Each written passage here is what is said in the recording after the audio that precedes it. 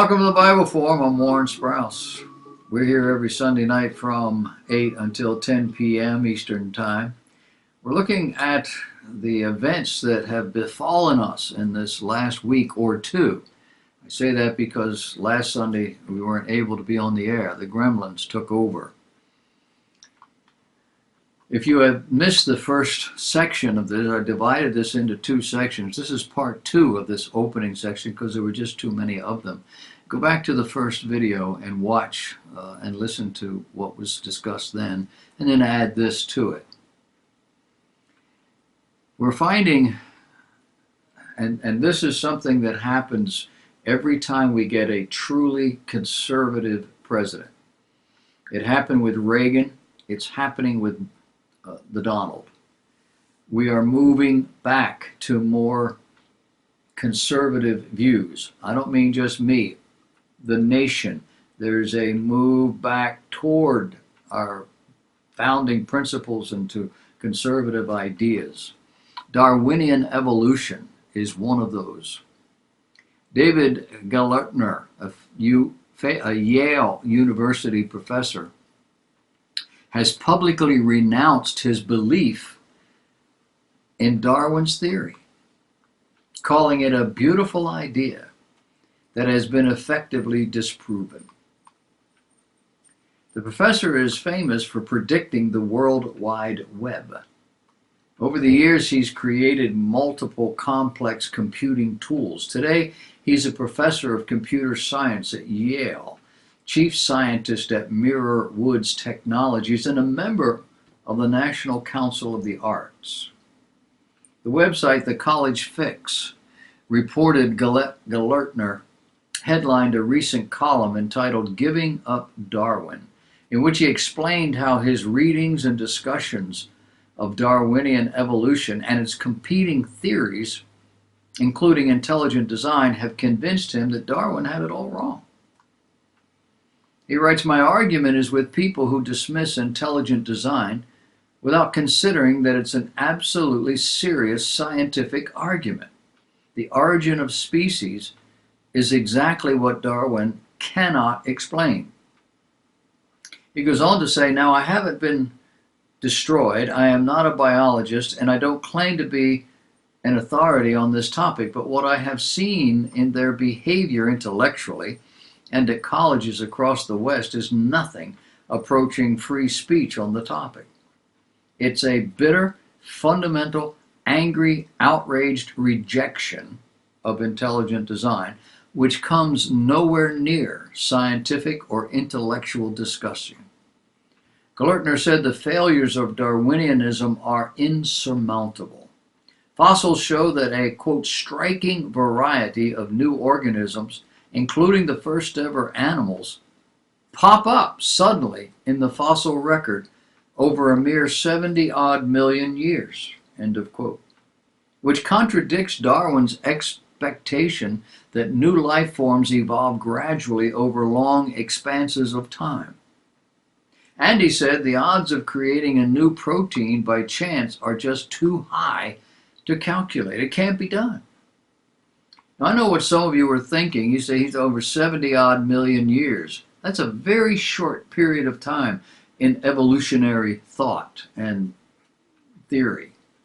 It's a long time, but for them, it takes more than that. We haven't had more than that. The U.S. Justice Department has recently reinstated a 2 decades-long dormant policy allowing the federal government's use of capital punishment. And they immediately scheduled the executions for 5 death row federal inmates. According to Attorney General William Barr, quote, "Congress has expressly authorized the death penalty through legislation adopted by the people's representatives in both houses of Congress and signed by the President. The Justice Department upholds the rule of law, and we owe it to the victims and their families to carry forward the sentence imposed by our justice system." Now, the last federal execution took place in 2003. Since then, there has been protracted litigation over the drugs historically used in lethal injection executions, preventing the government from continuing the practice. The Senate Judiciary Committee's ranking Democrat, Dianne Feinstein, said Thursday's announcement was wrong. The federal government should be leading the effort to end this brutal and often cruel punishment, not advocating for its return. She said it's time we evolve and put this terrible practice behind us. UN Secretary General Antonio Guterres believes the practice shouldn't happen anywhere. All the countries that continue to impose the death penalty on the population are flying in the face of what the UN believes is the principled position to end this sort of penalty once and for all. The conservative majority court, with 2 justices appointed by Trump, has given little indication of being willing to rule the death penalty unconstitutional. Now, the higher authority, God, in the Bible, says in Genesis 9, chapter 6, "Whoso sheddeth man's blood, by man shall his blood be shed." Why? For in the image of God made he man.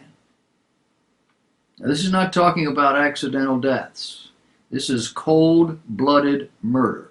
It is an attack upon God. The question here is, what penalty is strong enough to deter the killing of human beings? The answer is an especially painful penalty. We're trying to make the execution of human beings painless. It ought to be painful.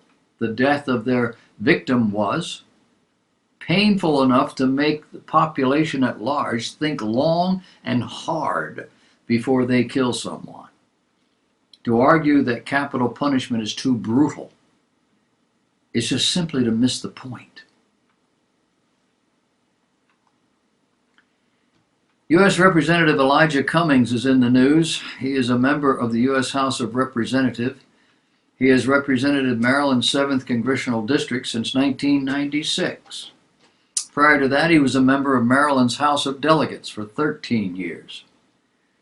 The 7th Congressional District includes just over half of Baltimore City. It includes most of the majority black precincts of Baltimore County, as well as most of Howard County. He previously served in the Maryland House of Delegates. He's a member of the Democrat Party and chair of the committee's Oversight and Reform. Chairman Cummings felt the ire of President Trump this week for declaring conditions at our southern border to be squalid at best and horrific at worst. He said children there were being forced to sit in their own feces. How he knows this, he did not say. And since he hasn't been there during these trying times, one can only wonder. President Trump challenged him to take a look at his own district, that the conditions he believes exist at the border actually exist in his district and have for decades. Congressman Cummings was not happy. Cummings' district is about 55% black and includes a large portion of Baltimore. It's home to the national headquarters of the NAACP and also Johns Hopkins University and Johns Hopkins Hospital. The city has struggled with violent crime, with more than 300 homicides for the last 4 years in a row. It has a crumbling infrastructure and a police department under federal oversight. Cummings District also extends into Maryland's Baltimore and Howard counties. People living there have been seen on TV in the so-called man-on-the-street interviews confirming what President Trump said. Others have chastened the president, suggesting that if he knows things are bad, he should do something about it instead of pick on Chairman Cummings. We learned later in the week that a reporter going to the area to do what's called a stand-up had the cameraman pan over to show the junk and trash that's piled up in the area, only to have a rat scurry out and run across the bottom of the screen. Justice. Tagus City in South Carolina is a small city. It's in York County, has a population of 7,621 people. It's located some 20 miles south of Charlotte, North Carolina. Tega City sparked controversy this week after city officials first removed the word Lord from a fallen police officer's memorial before ultimately removing the entire memorial.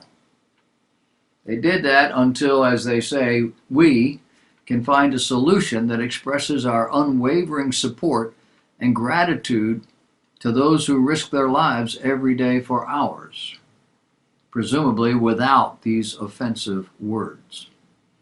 According to the Christian Post, a memorial containing the officer's prayer, that's not the dead officer's prayer, it is the officer's prayer, generic, been there for years, was placed outside the Tega City Police Department to honor police officers killed in the line of duty.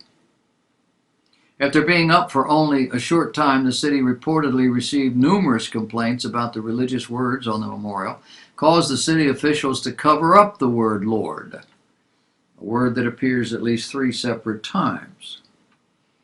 Later, city officials removed the word Lord from the prayer, but that didn't solve the problem. Instead, the move sparked even more controversy.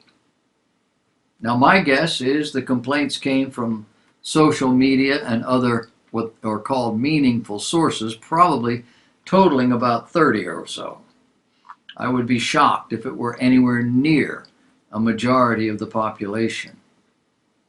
Many of these complaints probably came from outside the community, but that's the culture today.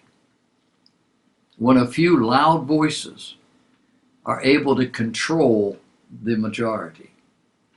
That the city shared all this on social media tells me that this is the source.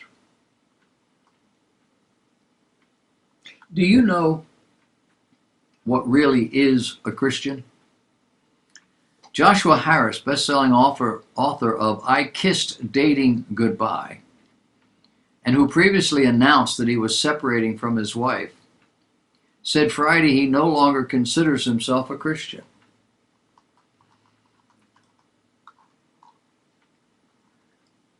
I Kissed Dating Goodbye was one of the most popular Christian books in the late 1990s and 2000s among Christian families and singles who embraced the courtship model. Harris then went on to pastor a congregation, Covenant Life Church in Maryland. In mid-July, Harris and his wife Shannon announced on social media that they were separating. In recent years, some significant changes have taken place in both of us, Harris wrote on his Instagram. On Friday, he revealed one of those significant changes. You see, the information that was left out of our announcement is that I have undergone a massive shift in regard to my faith in Jesus. That on his Instagram. The popular phrase for this is deconstruction. The biblical phrase is falling away. By all the measurements that I have for defining a Christian, I'm not a Christian. Now, many people tell me that there's a different way to practice faith, and I want to remain open to this, but I'm not there now. Harris also noted that his views on sexuality had changed. I specifically want to add this to the list now. To the LGBTQ plus community, I want to say that I am sorry for the views that I taught in my books and as a pastor regarding sexuality.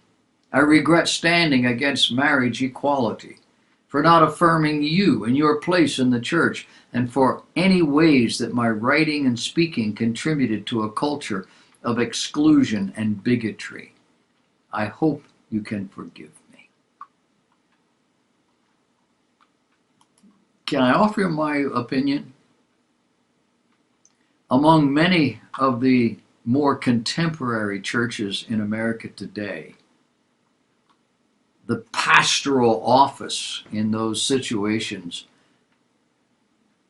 I guess, from what I read, is largely made up of men like this, who are in it not because God called them and separated them unto it, but because they really like to do this. And then when their values change, they don't want to do it anymore. There's a bunch of them out there whose values have never changed. They have never been biblical either, and they won't leave. That's the condition of the church today. You have to be very, very careful. Despite how much politicians try to use euphemisms to deny it, every human life begins at conception, and thousands of biologists now confirm this, according to Matt Staver, founder of Liberty Counsel. It goes on to say it should go without saying that every unborn and born baby has value, no matter the stage or circumstances. He cited a relatively recent scientific assessment that revealed 95% of biologists participating in an affirmed biological view that humans' life begins at fertilization.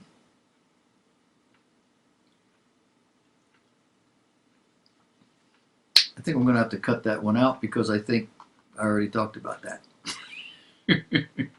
I think I've put this in two different spots at the same time. We'll have to do it something else. We'll work it out.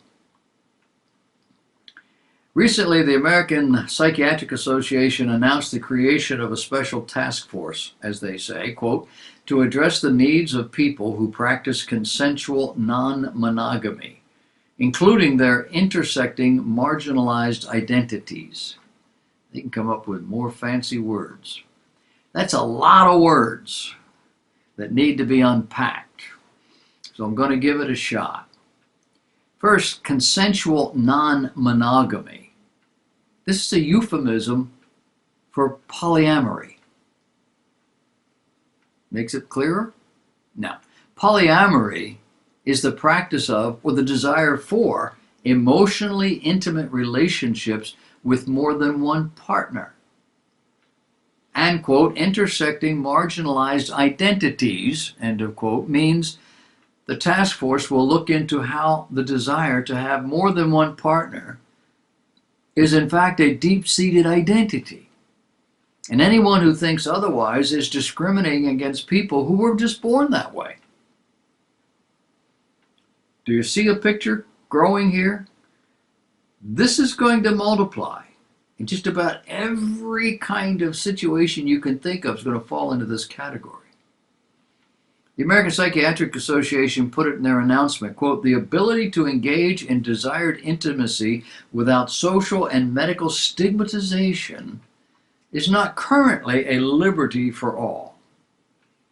Now, many have predicted polyamory would, in fact, be the next cause celeb in the sexual revolution. A polyamorous marriage seems, for now, inevitable. That would mean marriage between more than two people, and why not?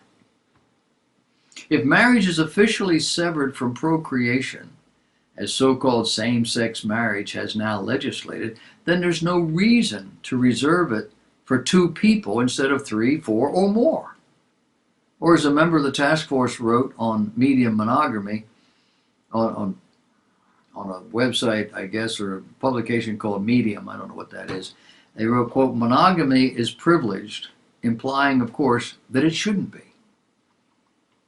The task force will study all kinds of polyamorous relationships with the stated goal, according to the same task force member, of helping mental health professionals examine their biases and take a non-judgmental posture toward clients engaged in consensual, non-monogamous, just as they would the LGBTQ clients. Doors open, folks. And since the American Psychiatric Association is so prestigious and non-judgmental, the results are pretty much assured. Polyamorous relationships will be judged just another social construct, and anyone who says otherwise, like me, is, well, a bigot. Now keep in mind, these people have a vested interest in guaranteeing a steady flow of customers.